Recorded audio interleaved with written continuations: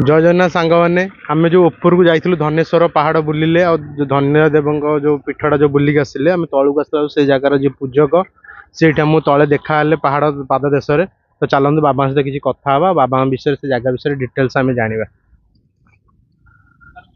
बाबा आपण ना टी कौन विजय कुमार ओझा।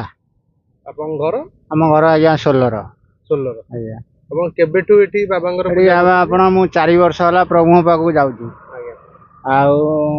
प्रभुंर कौन निर्देश है प्रभु आमे तो हलु मूर्ख लोक आउ कि जानिनु आ प्रभु दया सेमती खाली गोड़े कि मेघ कि बरसा कि पवन मोर कि ना से प्रभु दया मुझे चली लोक किए क्या भा जाऊँ लोक अधारू फेरी आउट पानी टी असुविधा पानी ना रास्ता ना आमती प्रभु दया जगन्नाथ दया मुझे चली निर्देश रे आउ समय आसी टाइम हो गला पाखापाखि हो गला हम से जगार बहुत रकम बहुत गहल हम बाबा सब गुप्त खेलुंट आउ भजन कीर्तन चली से जगार एमती सब प्रभु दया चली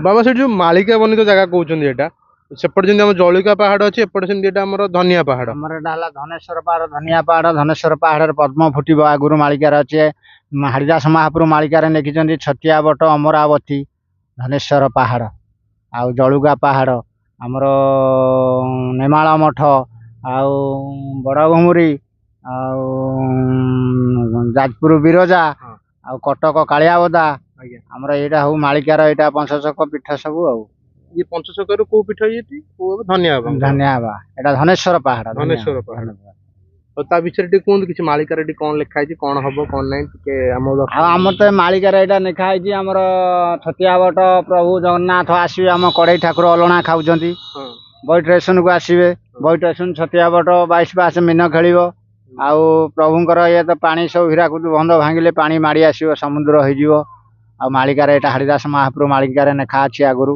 ए निकट हो गला आस्ते आस्ते समय हो गला टाइम हो गला आसीजे जय जगन्नाथ प्रभुंकर आशीर्वाद नली गुफा जगन्नाथ छोट छोट जो नली गुफा जो कहते आज्ञा जो नली गुफा अच्छी से गुप्त बाबा सब माने अच्छा बाबा राति हेले संज हेले सब कीर्तन भजन चलुची गुप्त बाबा खेल कर आकाश जो कहते आज्ञा वज्र पड़ो प्रभु बिरजा डाक देले प्रभु सेमती आकाश पड़ो वज्र बोलो बिरजा डाक देले भूमंडले जालीदेव सबू ये खेलर नाट ये पंचशक ये आरंभ सब धनेश्वर पहाड़ सब ये खेल ये आरंभ सब आज्ञा मु संज राति संज देखिए पलि आऊँ फिर भोर जाऊँगी पानी सुविधा ना भल मंद ना रहा सुविधा ना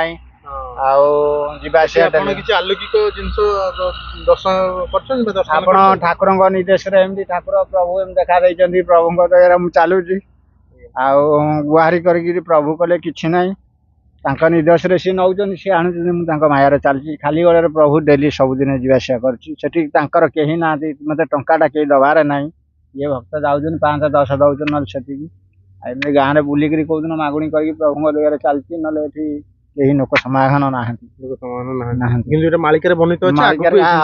हम माने ये सब रुंड ये आरंभ हम आमर 4 दिग सब मठ बाड़ी भल मंद आम अमरावती यज्ञ गला अमरावती है अमरपुर से आगुरी रजागढ़ आउ धनेश्वर पहाड़ धनिया पहाड़ तार अकल संपत्ति आमर हनुमान अच्छा सिद्धि हनुमान ये जगी सब कहते हनुमान जाई जो स्टेशन भांगी सिद्ध हनुमान आमर ये सिद्धि हनुमान आमर कड़े ठाकुर अलणा खाऊ प्रभु जय जगन्नाथ आसवे प्रभु बई स्टेशन छतियावट 22 पास मीन खेल प्रभुंर दया स्वयं जगन्नाथ आसवे प्रभु समय टाइम हो गला समय पाखे आसले सूचक देखले धनेश्वर पहाड़ ऊपर पद्म फुटब पर्वत शिखर पद्म फुटब माँ पानी टोबा नहीं जीव खाली जाऊच पानी नहीं जाओ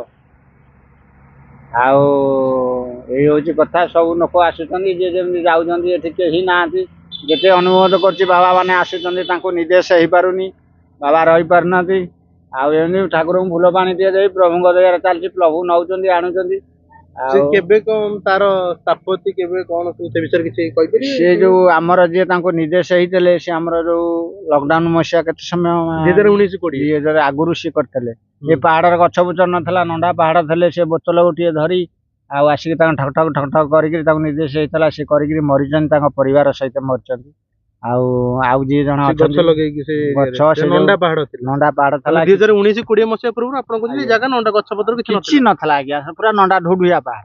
ଡୁଡିଆ ପାହାଡ ଥିଲା। ଢୁଢୁଆ ପାହାଡ। ମାନେ ଏଇ ମାତ୍ର 5 ବର୍ଷ ଭିତରେ ଗଛ ବୃକ୍ଷ ହେଇ ଜଙ୍ଗଲ ହଁ, ହେଇ ଏ ସରକାର ନଗେଇକିରି ଗଛ ବୃଛ 5 ବର୍ଷ ଭିତରେ ସବୁ ହେଇଯାଇଛି। ନହେଲେ ଆଗରୁ ପୁରା ଢୁଢୁଆ ନଣ୍ଡା ପାହାଡ ଥିଲା। ଲୋକ ଆଗରୁ କହୁଥିଲେ ନଳୀ ଗୁମ୍ଫା, ଠାକୁର ବି ନଥିଲେ, ତାଙ୍କ ମାଧ୍ୟମରେ ସେ ପ୍ରଭୁ ପୂଜା ପାଇଲେ। ଏ ଯୋଉ ତିଆରି କରିଛନ୍ତି ହଁ, ଯୋଉ ଯୋଉ ଲିଙ୍ଗ ହେଇଛନ୍ତି ମୂର୍ତ୍ତି ହେଇଛି, ଏଟା 2020 ମସିହା ପରେ 19-20 ହଁ, ମସିହାରେ ଜିନିଷ ନିର୍ମିତ ହେଇଛି। ନିମିତ୍ତ କିନ୍ତୁ ହେଇଛି। ସେ ଯୋଉ ଗୁମ୍ଫା ଯୋଉ କହୁଛନ୍ତି ନଳୀ ଗୁମ୍ଫା, ସେଟା ଅନିତ୍ୟ କାଳରୁ ସେଟା ପୂର୍ବ କାଳରୁ ବହୁତ ଅଛି। ପୁରୁଷରୁ ଅଛି। ଆମର ଏଠି କହୁଥିଲେ ସବୁ ଆମର ଲୋକ, ପ୍ରଭୁ ଗାଧେଇ ଯାଉଛନ୍ତି, ସାଧୁ ସନ୍ନ୍ୟାସୀ ରାତିରେ ସବୁ ଗାଧେଇ ଯାଉଛନ୍ତି। ଆମର ଅଛି ସେ ପୋଖରୀ, ଠାକୁର ନଳୀ ଗୁମ୍ଫା ଆକୁ ବି କହୁଛନ୍ତି। ସେଠି ଯୋଉ ଆମର ଜଳକା ପାଣି, ସେଟା ହଉଛି ମଣେ ନାଗେଶ୍ଵରୀ। ସେଠି ନଳୀ ଗୁମ୍ଫା ବି ଗୋଟେ ହଁ, ଅଛି। ସେଠି ନଳୀ ଗୁମ୍ଫା ଅଛି, ମଣେ ସିଏ ନାଗେଶ୍ଵରୀ। ଆ ସହିତ ମାନେ ଆଙ୍କ ସହିତ କଲିସନ। କନେକ୍ସନ ଅଛି। ହଁ, ନେମାଳା ମଠ ଯୋଉ ଅଚ୍ୟୁତ ଦାସ ସିଏ।